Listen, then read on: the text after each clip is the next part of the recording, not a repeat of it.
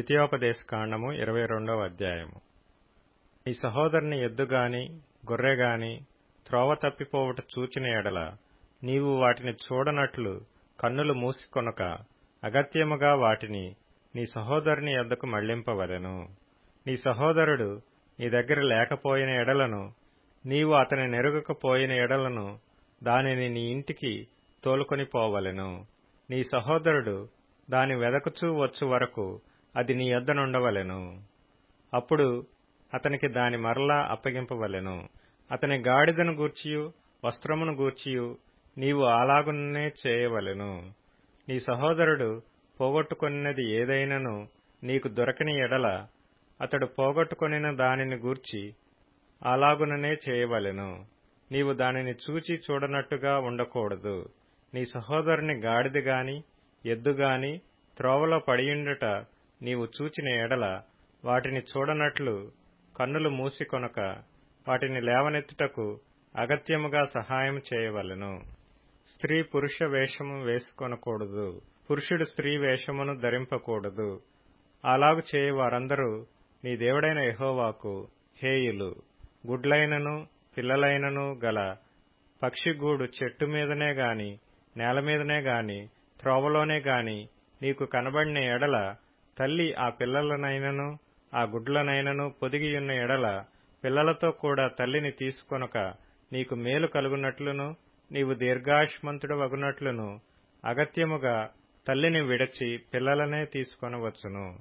క్రొత్త ఇల్లు కట్టించినప్పుడు దాని మీద నుండి ఎవడైనను పడుట వలన నీ ఇంటి మీదకి హత్యదోషము రాకుండుటకై నీ ఇంటి పైకప్పునకు చుట్టూ పెట్టగోడ కట్టింపవలెను. నీవు విత్తు విత్తనముల పైరును నీ ద్రాక్షతోట వచ్చుబడియు ప్రతిష్ఠితములు కాకుండునట్లు నీ ద్రాక్షతోటలో వివిధమైన వాటిని విత్తకూడదు. ఎద్దును గాడిదను జతచేసి భూమిని దున్నకూడదు. ఉన్నియు జనపనారయు కలిపి నేసిన బట్టను వేసుకొనకూడదు. నీవు కప్పుకొని నీ బట్ట 4 చెంగులకు అల్లికలను చేసుకొనవలెను. ఒకడు స్త్రీని పెండ్లి చేసుకొని ఆమెను కూడిన తరువాత ఆమెను వల్లక ఆమె మీద అవమాన క్రియలు మోపి ఆమె చెడ్డదని ప్రచురపరచి ఈ స్త్రీని నేను పరిగ్రహించి ఈమె దగ్గరకు వచ్చినప్పుడు ఈమె యందు కన్యాత్వము నాకు కనబడలేదని చెప్పిన ఎడల ఆ చిన్నదాని తల్లిదండ్రులు ద్వారమందున్న ఆ ఊరి పెద్దల యొద్దకు ఆ చిన్నదాని కన్యాత్వ లక్షణములను తీసుకొని రావలెను. అప్పుడు ఆ చిన్నదాని తండ్రి నా కుమార్తెను ఈ మనుషునికి పెండ్లి చేయగా ఇదిగో ఇతడేమి నొల్లక నీ కుమార్తె యందు కన్యాత్వము నాకు కనబడలేదనియు అవమాన క్రియలు చేసినదనియు ఆమె మీద నింద మోపెను. అయితే నా కుమార్తె కన్యాత్వమునకు గురుతులివే అని పెద్దలతో చెప్పి పట్టణపు పెద్దల ఎదుట ఆ బట్టను పరచవలెను. అప్పుడు ఆ ఊరి పెద్దలు ఆ మనుషుని పట్టుకొని శిక్షించి 100 వెండి రూకలు అపరాధముగా వాని యొద్ద తీసుకొని ఆ చిన్నదాని తండ్రికి ఇయ్యవలెను. ఏలయనగా అతడు ఇశ్రాయేలీయురాలైన కన్యకను అవమానపరచియున్నాడు. అప్పుడామె అతనికి భార్యయుండును. అతడు తాను బ్రతుకు దినములన్నిటిను ఆమెను విడవకూడదు. అయితే ఆ మాట నిజమైన ఎడల అనగా ఆ చిన్నదాని యందు కన్యకా లక్షణములు కనబడిన ఎడల వారు ఆమె తండ్రి ఇంటి యొద్దకు ఆ చిన్నదానిని తీసుకుని రావలెను. అప్పుడు ఆమె ఊరివారు ఆమెను రాళ్లతో చావగొట్టవలెను. ఏలయనగా ఆమె తన తండ్రి ఇంట వ్యభిచరించి ఇశ్రాయేలీలలో దుష్కార్యము చేసెను. అట్లు ఆ చెడుతనము మీ మధ్య నుండి మీరు పరిహరించుదురు. ఒకడు మగనాలితో శయనించుచుండగా కనబడిన ఎడల వారిద్దరూ అనగా ఆ స్త్రీతో శయనించిన పురుషుడును ఆ స్త్రీయును చంపబడవలెను. అట్లు ఆ చెడుతనమును ఇశ్రాయేలులో నుండి పరిహరించుదురు.